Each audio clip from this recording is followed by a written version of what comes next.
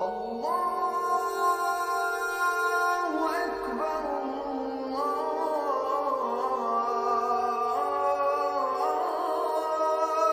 أكبر.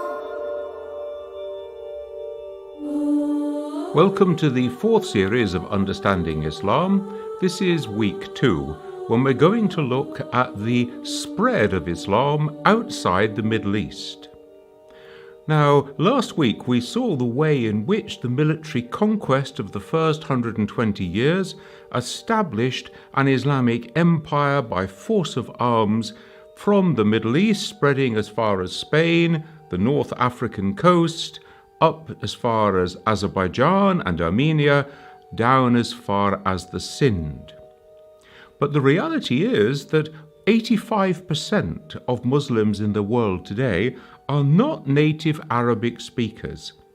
Therefore, Islam has spread far and wide outside this core territory of the Middle East over the centuries. Today's task is to see, how did that happen? So I want to look at the concept of the spread of Islam in two ways. First of all, the spread of Islamic influence and Islamic rule, but secondly, the spread of conversion to Islam, because that's quite a different thing. Now, we know that it takes 400 to 500 years for the original heartlands of the Islamic Empire to become majority Muslim. Most of the people who lived in that territory at the rise of Islam were Christians, Jews, Zoroastrians. The Quran speaks of these people under the collective name of the al-Kitab, the people of the book, the people of the earlier revelation. And they have a special privileged place within the Islamic system, because those are the people who were the followers of earlier prophets, earlier revelations, and earlier way of life, a Sharia. 4 groups are mentioned in the Quran under the title al-Kitab. 2 of them are explicit. Those are the Jews and the Christians. 2 of them are a little harder to work out. Those are the Magians, and they're normally identified with the people, the Zoroastrians of Persia. You remember the coming of the Magi, the stargazers, the astronomers, the wise and learned ones of Persia, who were an earlier monotheistic tradition. And then the 4th group are called in the Quran the Sabaeans, and these are normally identified with the followers of John the Baptist, the prophet Yahya, who were the Mandeans of Iraq. So these 4 groups then are accorded the special privileged status of being al-Kitab according to the Quran. They have rights within the Islamic Empire. They have the right to continue in worship, in private but not in public. That means in their homes, in their synagogues and churches, but not in the streets. They have the right to pass on their faith to their children, but not to seek to make new converts. They have the right to keep their existing buildings and to repair them, but they don't have the right to build new ones. They can be the servants of Muslims, but they cannot have Muslim servants. They are to be protected by the Islamic army. In fact, the term Zimmi is used, the protected people, to speak about these 4 groups. But they are not allowed to be part of the army, because the army is an extension of the Islamic political nature of the empire. And instead they are to pay a special military tax called jizya, and this tax is to help support the army. They can be members of the administration, but they can't be members of the executive, because the rule of the empire is in the hands of the Muslims. Now, I would call this a kind of institutionalized second-class citizenship within the Islamic Empire. But we have to say very clearly from the beginning, historians would agree, much better to be a Jew or a Christian living under Muslim rule than to be a Muslim or a Jew living under the rule of Christendom in Europe. Interesting also just to remember that in the time of the Mughal Empire in India, Hindus were also accorded the status of people of the book, those who followed the Vedas. So these are the privileged citizens then of the Islamic Empire at the rise of Islam. So now we have to face the question, how did these people convert to Islam? Over what period? And what were the motivations? First of all, we must be clear that when we sometimes hear Islam was spread at the point of the sword, this is not true when we're talking about the faith of Islam. Of course, we've seen that the Islamic Empire does spread through military might, but conversion to Islam takes generations and indeed centuries afterwards. But the Quran is clear. There is no compulsion in the ways of Islam. You are not to be forced to convert. Now, if we think about the different types of Christians who were present under this new Islamic Empire, we can see that in North Africa there were Arians who did not teach the divinity of Jesus, and in Iraq there were Nestorians who did not emphasize the divinity, and therefore their conversion to Islam was, if you like, a shorter step than for some other Christian groups. Like, for example, in Egypt we have the Monophysites, who did stress the divinity, and in Byzantium and in Spain under Catholic Western Christianity, then we get both divinity and humanity being stressed together. And so therefore the conversion in these two territories is rather slower. And indeed we can see that there are significant numbers of Christians who have remained throughout the Muslim centuries in those lands. We can only just think of Egypt, for example, in which there are millions of Coptic Christians that remain today and have retained their Christianity throughout the Muslim centuries. It's very important then for us to remember that the history of rule under Islam has been characterized by plurality and by living together in relative freedom, relative peace and harmony. Christians, Jews and Muslims living under Muslim rule. What we're seeing in some places around the world today, attacks on Christian churches, Jews being expelled from some Muslim lands and being sent off to the state of Israel, these are aberrations of the modern period. This is not the way that it was throughout Islamic history. But if we look at the motivations then for conversion to Islam during this period, I think that we can see 5. First of all, and by far the most dominant, must be those people who come to a realization in faith that this is the way that God is calling them to the religion based on the Quran and the teaching of Prophet Muhammad. Secondly, there were those people who wanted to relieve themselves of the burden of paying this military tax, the jizya, although then they had to pay the Islamic taxes, the zakat, and that was not always going to be a better option. Thirdly, critically, if you were not a Muslim, you couldn't join the army.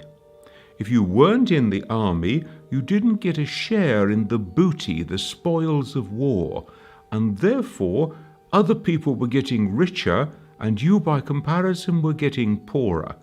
So there were some who would have converted simply to get a piece of the action at that time.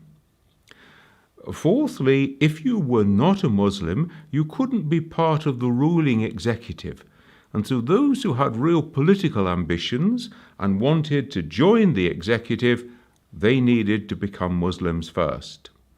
And then finally, there was a social progression attached to being a Muslim. You could marry into one of the leading families of the society, and obviously you couldn't do that if you were a Christian man. So we can see a whole variety of different pathways leading over a period of generations and centuries to the majority of the people in those Muslim heartlands becoming Muslims.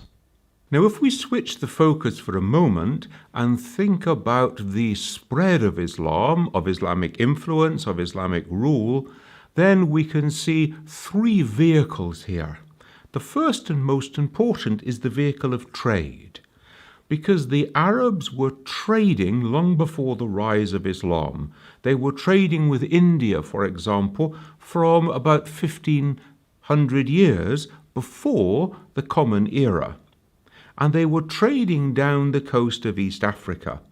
They were looking for gold, for ivory, for precious stones, and also there was a slave trade, so that Africans were taken into captivity. Zanzibar, for example, was a slave trading island, and from there they were taken on into the Arab lands. And that trade continued during the Islamic period. Now, we find that Islam is then confined to the seaboard, to the coastal regions of East Africa, and it doesn't really begin to penetrate inland until the 19th century. If we shift the focus then to China, there are two principal routes by which, through trade, Islamic influence came to China. First of all, there was the Great Silk Road that went all the way through Central Asia and up into China.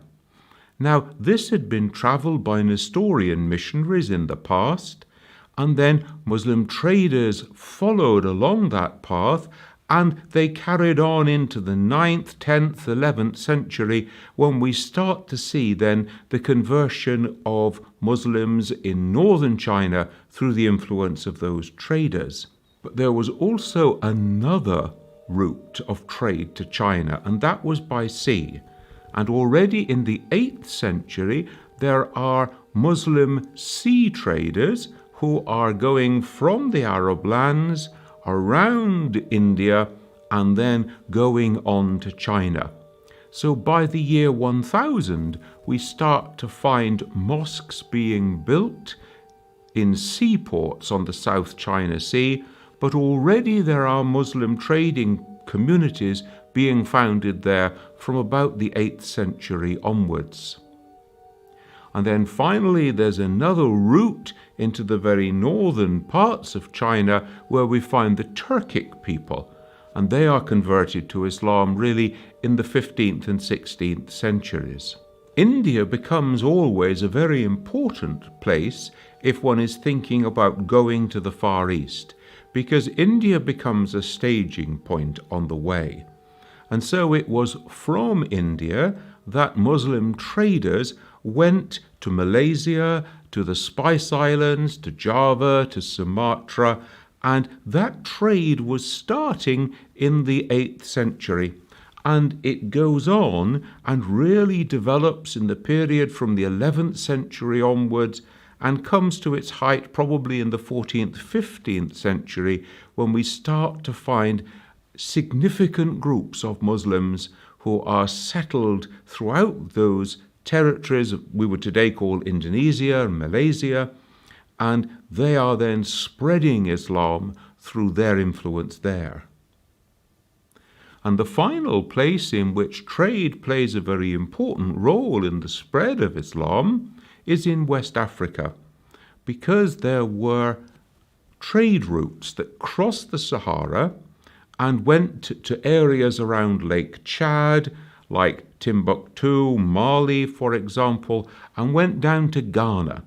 Ghana was a great place for gold, and therefore the trade routes for gold can be traced right down into Ghana, really from about the 9th century onwards, although people start to become Muslims a couple of hundred years later, mainly around the 11th, 12th century.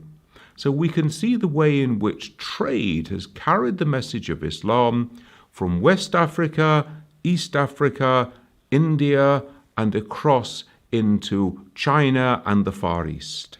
The second way that I want to look at the spread of Islam is through invasion. If we think about India, for example, we know that Muslims were in India, north of the Indus, from around the year 711 onwards. But if we trace the history through the 11th up to the 16th century, we see wave after wave of Muslim invaders coming into India, and they are ruling various parts of the subcontinent. That reaches its peak during the Mughal Empire, and we're looking now from 1526 up until 1858. And the Mughal Empire was by far the longest lasting and also the most widespread of the Muslim empires in India. But the vast majority of people did not convert to Islam at this time.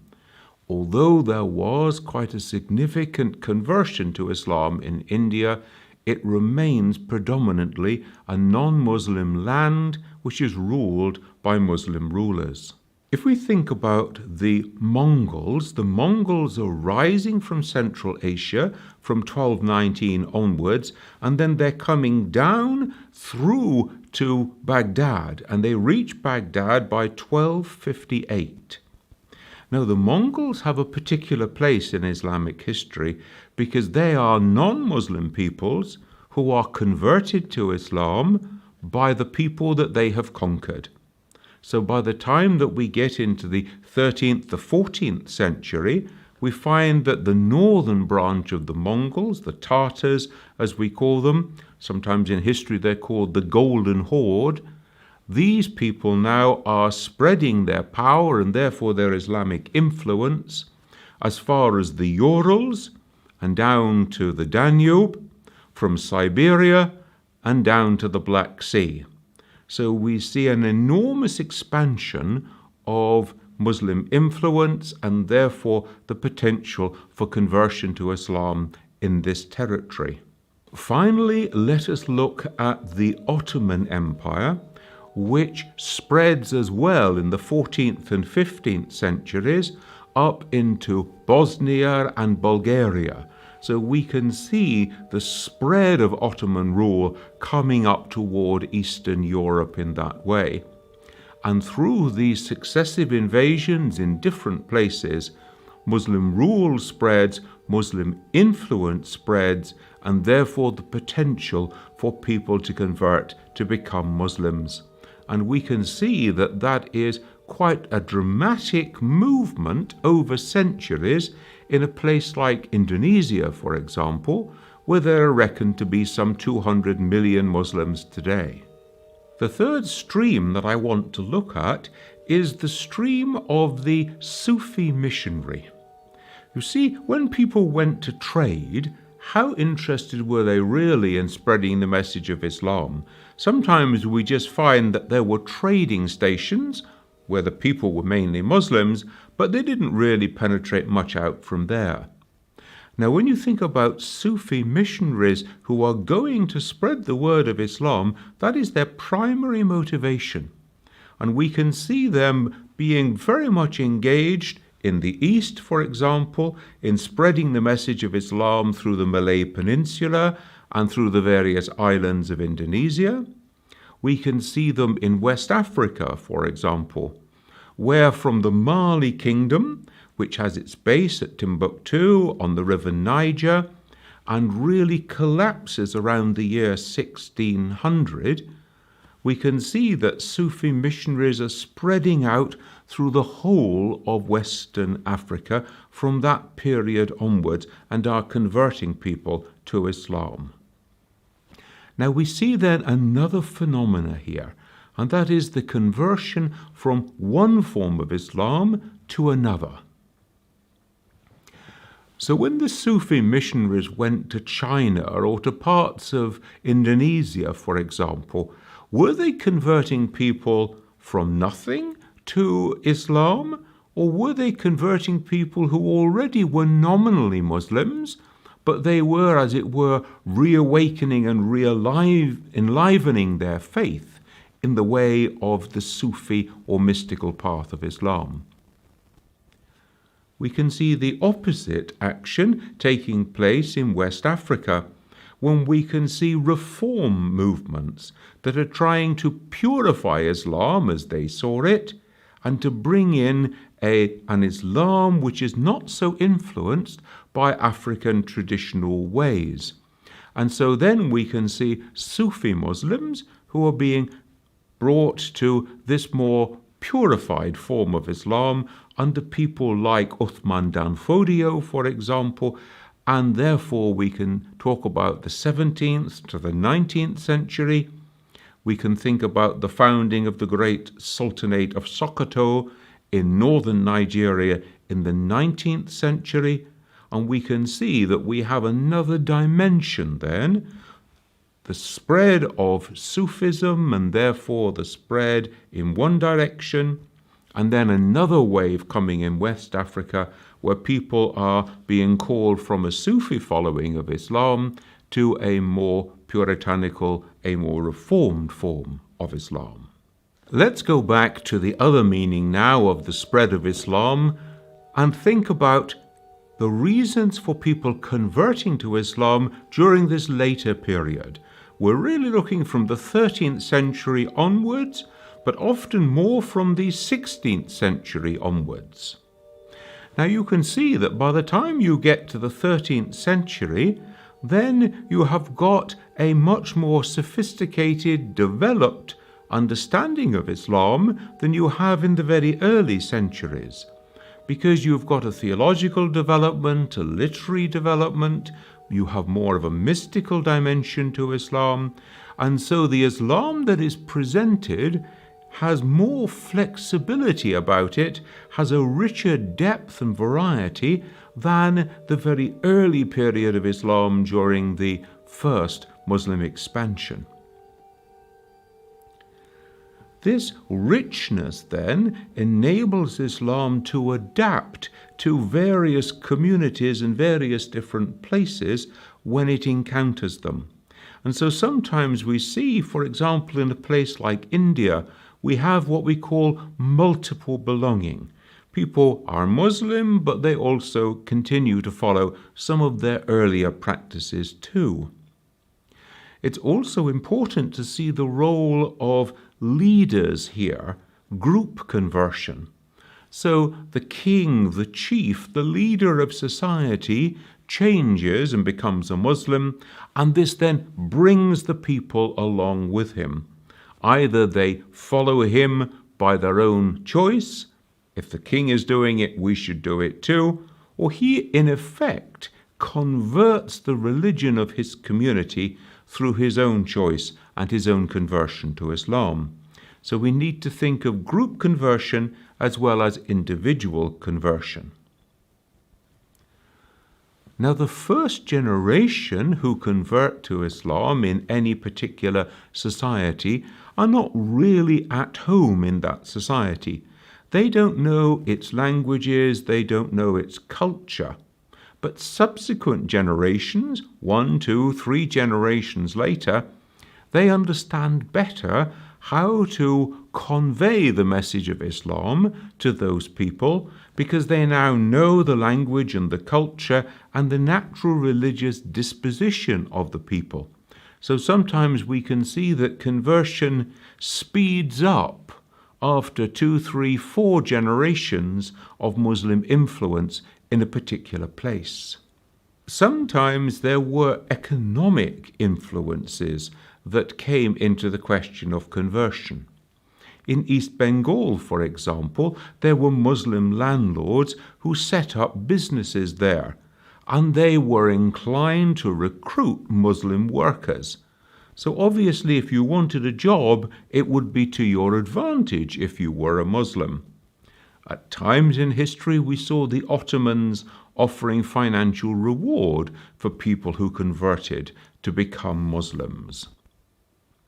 It's always very hard to come to any real quantities or to trace these patterns of conversion.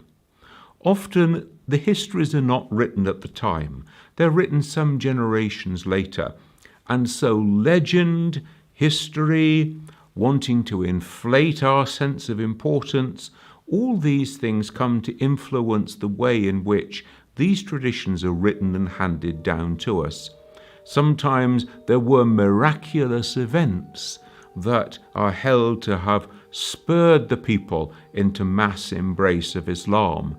These things are very difficult to come to accurate knowledge. A great deal of information again this week, and so I do recommend you to go to my website where you will find an article to go with this program, and you find there the dates, the people in much more detail. Remember also that if you've missed any of the earlier programs of Understanding Islam, they're all available on the on-demand section of the Ahl al-Bayt website.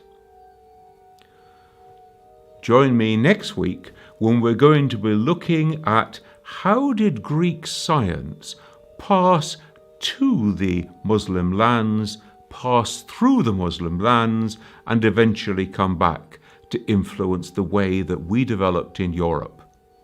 I look forward to seeing you then.